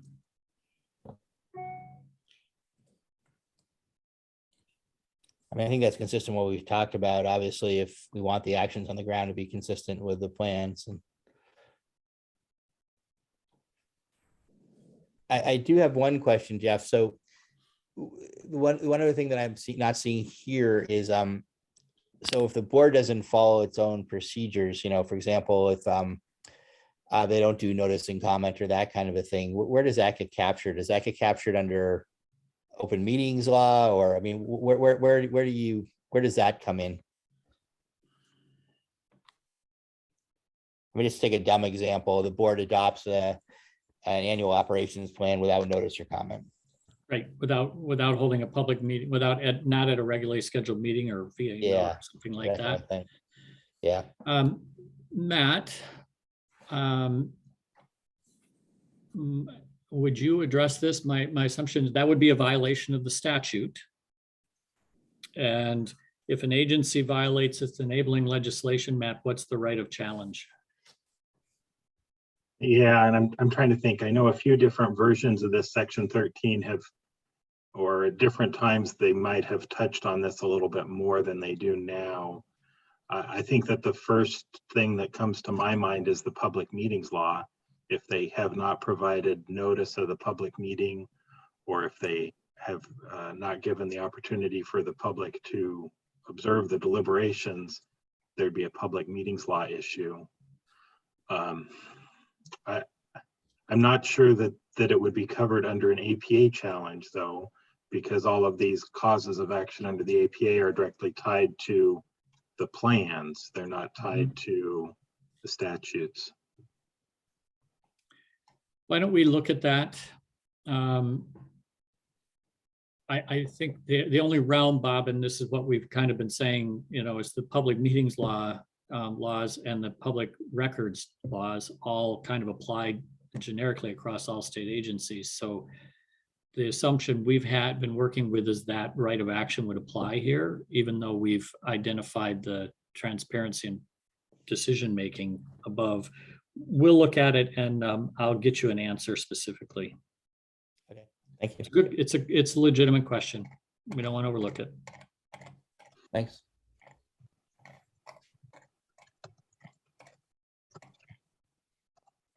If nothing else, Jeff, if you implemented or if you entered into a contract, it wouldn't be a valid contract. It would be a violation because it wasn't an applicable biennial operations plan. If it hadn't been put in place correctly, then your contract wouldn't be correct. So you're covered at least at that point. That makes sense. Yes, I agree with that.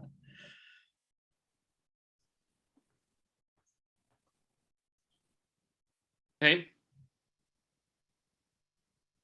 Anything you want to cover here? Section 14, or the amendment really comes in section 15? Malia, do you want to characterize the sections to come here? Or I think you're the right person to do that, not Matt, but maybe it's Matt. I think either way, but I think what happened in the draft that we received initially was Aurora had taken, and Matt, correct me where I'm wrong here, but I think the essential idea is that Aurora had taken Matt's recommendation and inserted a part of it into the LC, and it wasn't complete. And so what I've done here for our request to LC on our amendment is you'll see this all looks like new language, but once you start reading and comparing, you'll see that a lot of it is the same. I just took and copy and pasted fully what Matt had recommended into this section for LC's consideration.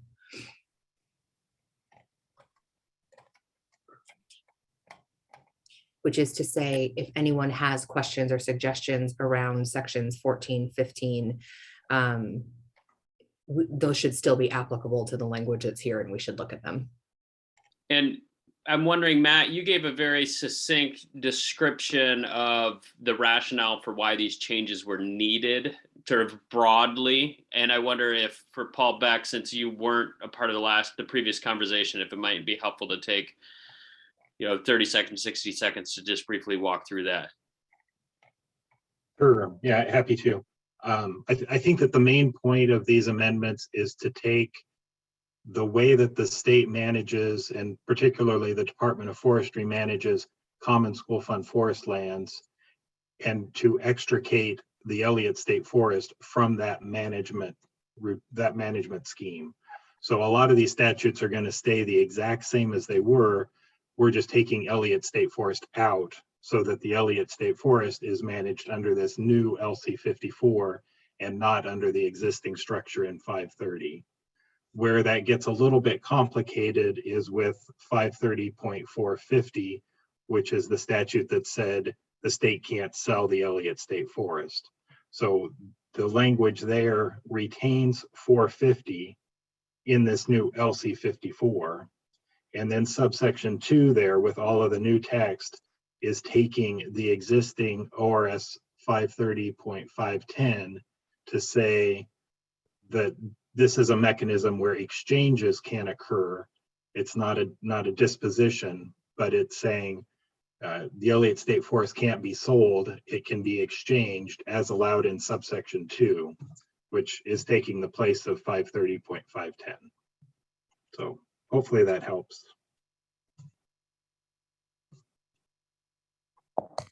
Thanks, Matt. Comments, questions, section 15, there's a bundle of them here together, 14, 15, 16, 17, I think everything up till 21, which was then our sunset provision. 22 Not was correct, sunset, I mistaken? think. Okay, Right? that's right. Yep.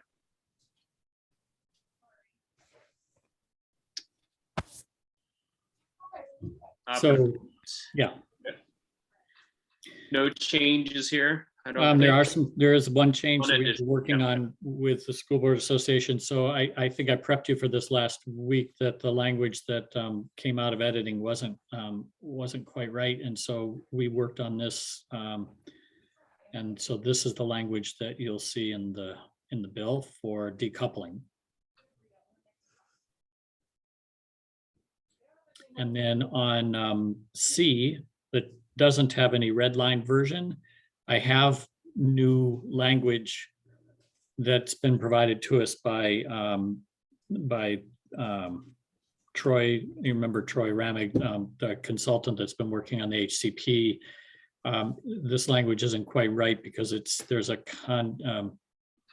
connection to the National Environmental Policy Act as well as the Endangered Species Act. So it's just a technical change, but it is just making sure we're characterizing what is the trigger that has to be accomplished by July 1, 2023 with respect to the HCP. Okay. Comments, Hey, questions, Jeff, I don't know if this, please? Go ahead, Bob. sorry if I missed this, but you're working on the firewall language as well. That all the money goes back into the Elliott. That was going to be language that was going to be added. Did I miss that somewhere along the way? Did you talk about that? I think it's coming up. Okay, all right. And I thought it was earlier. Malia is been handling that with the treasurer's office. She can talk about that. Okay, great. Here it is. I have a question on that red line version of sections 22. It looks like the language with regards to making the common school fund whole was changed. That's what I was, yes. That's, Okay. Yeah, Jeff, do you want to give your description there again? That you had been working with the associates on that? yeah, we needed to adjust that language to accomplish the possibility for different financing mechanisms being used. And so we worked with, I talked to Mary about this and on behalf of the School Board Association, just to check to make sure this language they were comfortable with it, and got a green light from her to go ahead and with this language that you see.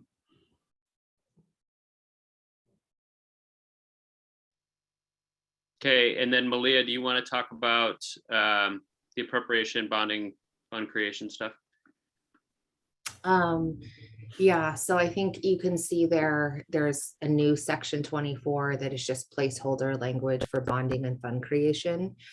And so what we're going to see in the new draft is actually the appropriations section will come out, because we've been working with the governor's office on the request for decoupling. And so this will be just the policy bill that will go through, and then it will match up with the budget request when it's down in Ways and Means. So we won't have the appropriation piece in here. We will have the language for bonding and fund creation. And that's where we talk about when the fund is created, that there's a continuous appropriation, that the funds in that fund continue to go back to the authority. Thanks, Malia. And Bob, did that answer your firewall question? Yes. Thanks.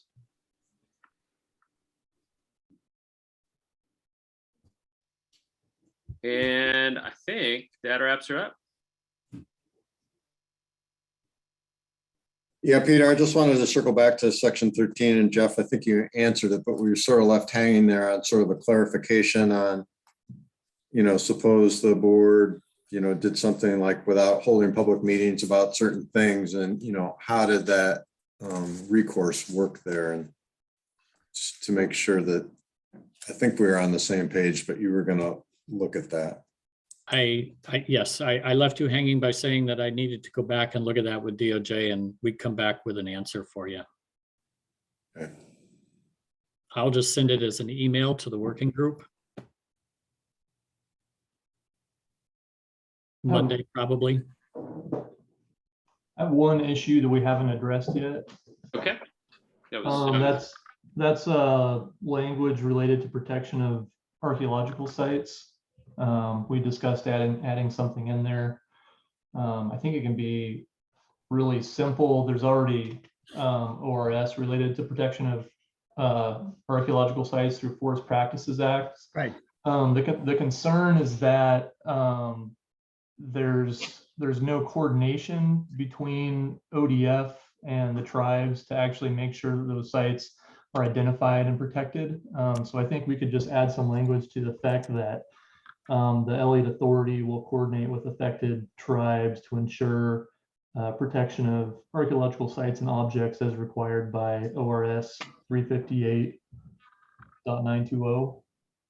Just to reference that and make sure that there's coordination with the tribes to make sure that those sites are protected. Yeah, Colin, can you send that language and that reference over to me so that we have that as we're talking to Elsie about where this could be coordinated or where this could be incorporated? Sure. thanks, Colin.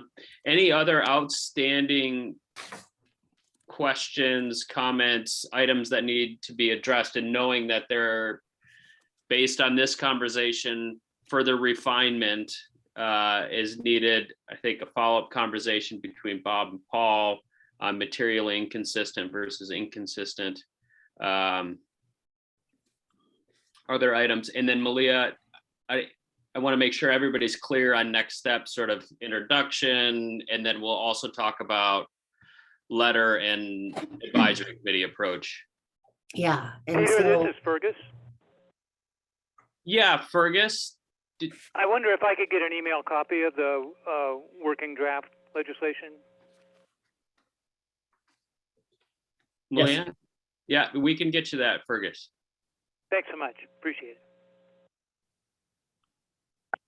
Because we're subject to the public records laws and documents, so it's what we're talking about. I mean, that's there's transparency in an agency.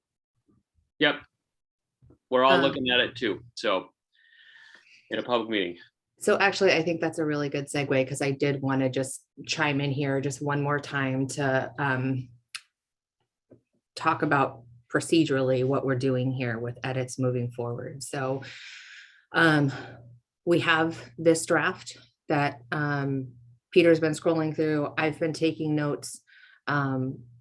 What we're going to do is take the piece of legislation that was dropped this afternoon, and we're going to incorporate these edits into that document that will become our -1 amendment. And I just want to make sure we put out there again, I think that there were a number of suggestions today that we will certainly take to LC, and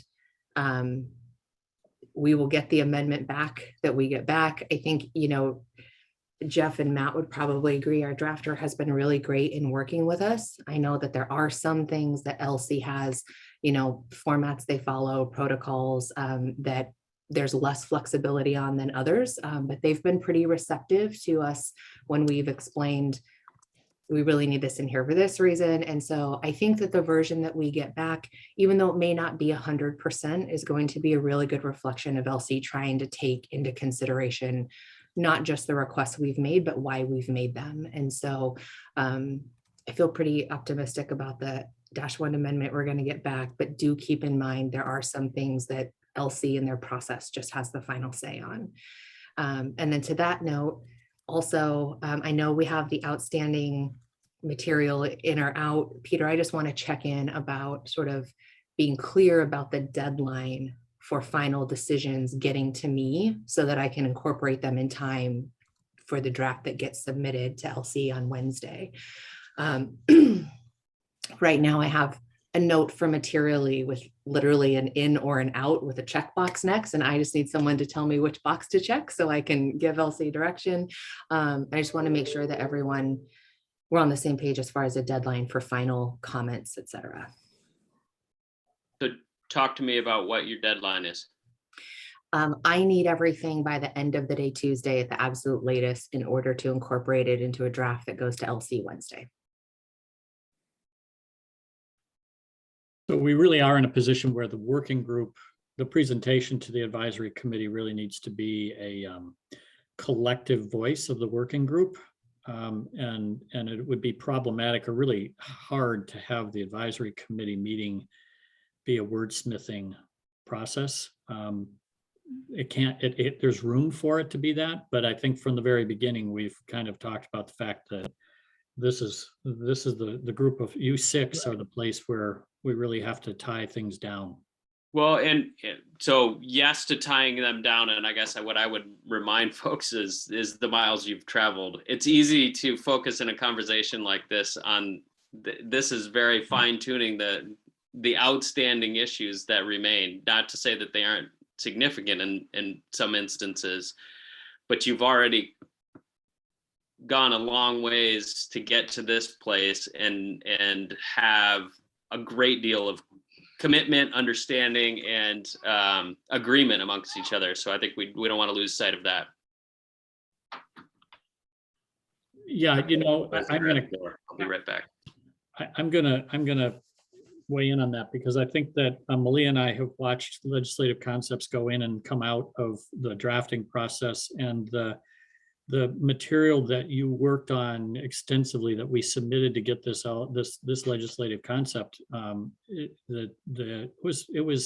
is responsible for this legislative concept. I think it reflects 90% of what this group said a month ago substantively you wanted to accomplish. And I'm not trying to minimize the things we've been talking about today because they're important adjustments, but they are adjustments to a very solid core that represents a consensus that we arrived at in the document that we first submitted to the drafting process. Yeah, it is quite a bridge you all have built here. Yeah, it really is. Mark, were you going to say something? I just noted you're not putting you on the spot. You were just off mute. Not on this specific point. I did have a subsequent question. Well, I wish we were in person because I would buy the first round tonight for the work that's been done so far. So,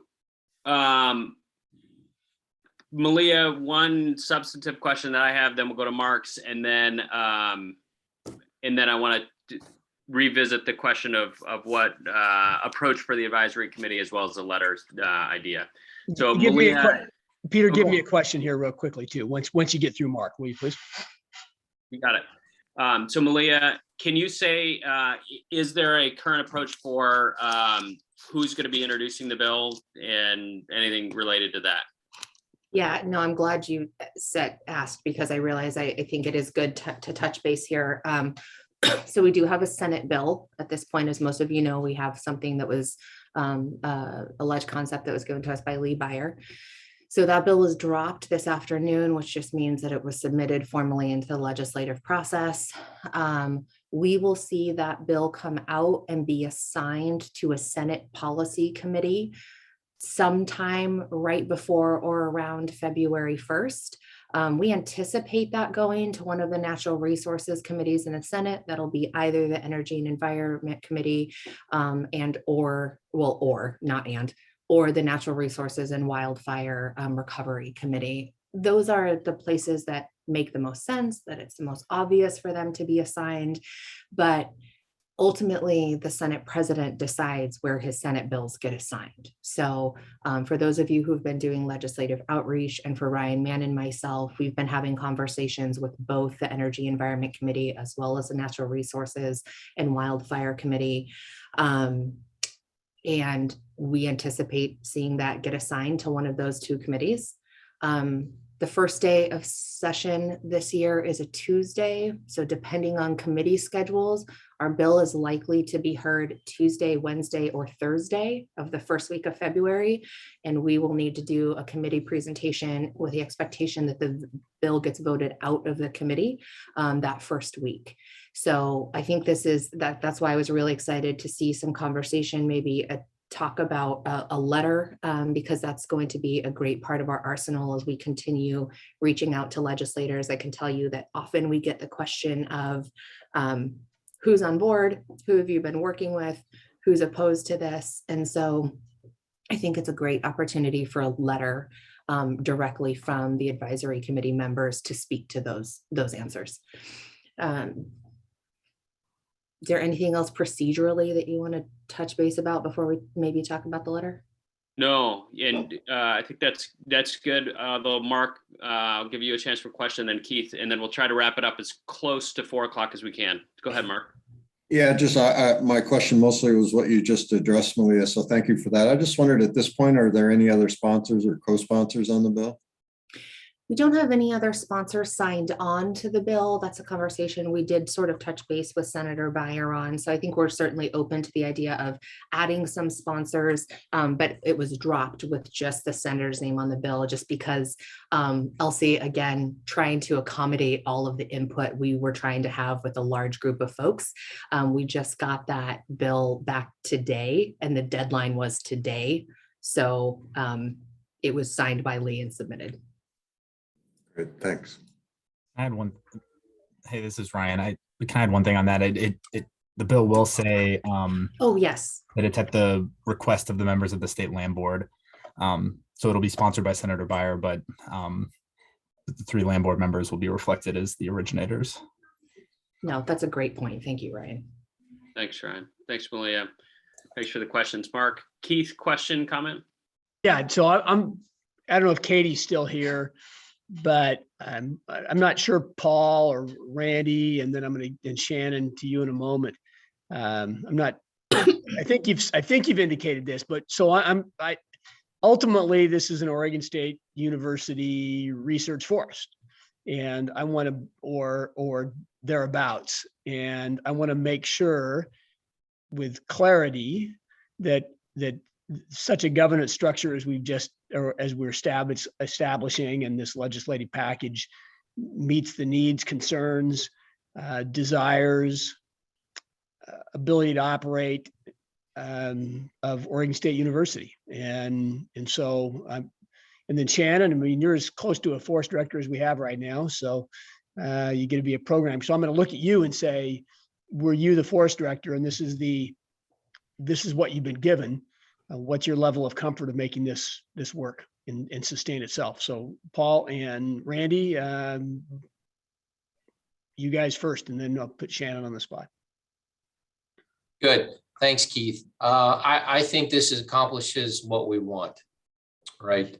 You know, I think back to this summer when we were talking through governance structures, and we were evaluating the risk of what we were doing to the university, to the state. And then the controls that I would say all members of the group want over this forest. And I think we got to a good compromise, which allows us to do robust research on the forest, but gives the public oversight that we need and the financial certainty for the forest going forward as well. So I think we're in a very good place. You know, I poked the things about OSU in here as well. You know, while we backed off some of the ownership risk as well, there's still substantial risk for the university moving forward in this, with the fact that we're going to invest in long-term research on the forest. And, you know, from our side, we want to make sure that we can control that piece and get what we've done. But overall, I think this is very good for Oregon State, and I think it's great for the state of Oregon, which is, you know, higher than even our needs at the university. Randy? Yeah, thanks. Great question, Keith. Having been involved in the earlier under the OSU ownership model, I think college forestry, we're excited about this as well. The structure, while not exactly what we would want to have to be the ultimate dictator of what happens on the forest, I think this is a great balance, checks and balances. I think there's a fantastic dynamic and level of tension that will keep the public and the forest engaged within the process. And I think we're going to get some good things to come out of this. But it's going to be proof in the pudding when it comes out. It's going to be a very interesting exercise, but I think it is possible. And that's, I think, the best we could hope for at this point. Thanks. Shannon? Yeah, thanks, Keith. And, I would just echo Paul and Randy. I think I have not been as closely involved in this whole process as Paul and Randy and Tom have been, but I have been tracking it and obviously working with the members of this working group and other areas on the FMP. And I really appreciate the collaborative spirit of this group and how all of the ideas that have gone into this legislative draft have been sort of fully vetted from multiple perspectives. I think as we've been going through this process, we've been looking at how does this relate to the research proposal, the forest management plan, the overall mission of this forest as a public forest and a working research forest, and continuing to get input from researchers both at OSU and from other institutions, as well as forest managers and directors. And I think, the areas that we've been really trying to focus in on are, does this support the research mission, the long-term research mission of the forest? Does this structure support, day-to-day operations on the ground that, and the decision-making structure that would allow the research and management to continue and not get hung up while important policy discussions are happening. And I think that the conversations that I've heard this past week and the inclusion of some of the foundational documents explicitly in the legislative draft only serve to strengthen the ties to the mission that's in the research proposal and that's outlined here in the legislative draft, between recreation, the research that's going to come out of this forest and the knowledge that it's going to generate, the management connections, education, connections with other partners. So I think from my perspective, I agree with Paul and Randy, and it's complicated. It's exciting to see all of these pieces coming together, and I'm looking forward to continuing to work with you all and making this successful and a reality. We're going to have to look at legislators. And I know that one brought up the point, or more than one brought up the point the other night when we were on the phone with the Coastal Caucus or Zooming with them, that this forest is going to generate revenue to self-sustain. And there's going to be a whole Coastal Caucus who's going to want to see that. I think probably each and every member, and a lot of legislators in the state. So again, Shannon, from your director's viewpoint, are we doing that? Are we going to generate? Are we giving ourselves the best chance? I mean, that's all we can do. Are we giving ourselves the best chance to generate the revenue to self-perpetuate and fund this forest on its own?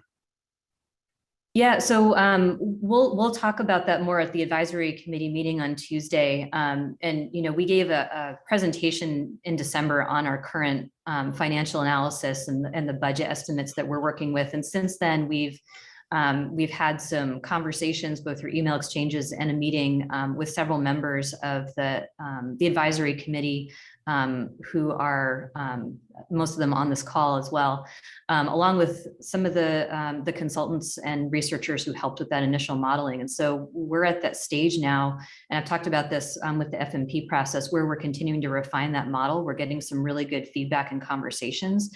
But according to what we're currently working with now as a financial analysis and what was set up to be a conservative estimate, it does that does seem to prove out. And that's something that we're going to continue to refine and with members of this working group.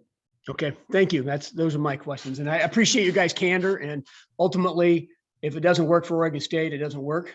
And I just wanted to make sure that we were in the ballpark. We were there, not in the ballpark, but we were there. And Peter, I'm going to anticipate your next question about whether this group signs that letter or it goes the whole advisory team. And I didn't mean to leave. I mean, that was never an intent of mine. I hadn't thought about it that much. And so I'll offer that. I love the idea of a letter. I love the idea of some of the things Shannon has just said, and some of the things we've worked towards, and a unanimity. And if we can get it with these 6 individuals, perfect, and Oregon State. And if you want to, and if it is more powerful and more effective with the entire advisory team, then that's the way we ought to do it. Let me take let me 3-step this. First, you asked the question of OSU. I would like to at least get a thumbs up pending resolution of some outstanding issues here. Assuming resolution of those, is everybody in this meeting that's part of the advisory committee? Can you give us a thumbs up on the legislative concept and legislation going forward, pending resolution of these issues? All right, we're good. Given that, I think here's my recommendation in the spirit of timeliness. I think, Keith, your idea of a letter is a good one coming from this group.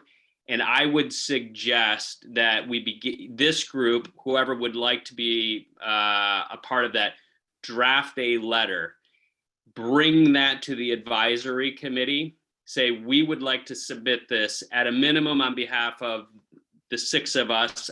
We'll make sure to circle back to Melissa on any outstanding issues, as well as an invitation to be a part of the letter. Extend the invitation to the full advisory committee with a recommendation to advance the legislation at our full advisory committee meeting next week. Peter, can I just jump in there really quickly? Please. So as part of legislative outreach and anyone who's done this before, letters of support are a fantastic tool to have in the toolbox. So whatever letter or letters are generated, whether it's from the advisory committee, OSU, et cetera, if folks could start or be checking in with me, making sure that I'm in the loop on those, because that's going to be a part of Ryan and I just organizing what the materials that we have to do positive legislative outreach. So I think for anyone considering a letter of support, if you could kind of consider me one of the core contacts on just organizing that would be helpful for us. Great. And I think Katie and Jeff, I know Katie said something about helping draft a letter, and Jeff, was that you too? Did you volunteer there as well? I think Malia is going to be a running point on all of the letters of support. I'm there and right with you, but I'm going to follow her lead. But I think, yeah, we'll help. Okay. Whatever help we can offer. And I know Katie said she'd step in too. Yeah, I think we just had so much flurry earlier that Microsoft couldn't keep up with us. So I think that, Keith, that was me that jumped in saying that I'm happy to help too. So. Okay. Great. Paul. Yeah, Shannon, if there's been any more work on the finances, if you could send that back out. I don't quite agree with the description of a conservative estimate. I still have some real concerns about your appraisal and how you got there. So any information that you're coming up with that bolsters your argument, I'd love to see. Yeah, absolutely, Paul. And I know that we're working on scheduling a follow-up meeting to that conversation that we ran out of time on. And I should say the goal of that appraisal was, or that financial analysis was to make a conservative estimate. And I think that the conversation that we had a couple weeks ago with input on where where we might do some additional stress tests and look at some updated numbers, both coming out of the structure from this legislation, as well as some additional information to weave into the financial analysis. I think that's our next step. So we're working on setting up that follow-up meeting right now, as soon as we can get everyone together. And we'll send any updated information we have in the meantime. Okay, thanks. Thanks. And Keith, can I ask that you be point on an initial draft Sure. of that letter? That'd be Yep. great. And doing it sort of initially from this group with an eye towards the opportunity for the full advisory committee to sign on. And So you want me to put that together and then send it out to everybody? I think so. And everybody can weigh in. That'd be wonderful. Okay. And this is sometime in March, right? If by March you mean Monday. Okay. I'll have it in the next couple of days. That'd be wonderful. Thanks, Keith. Much appreciated.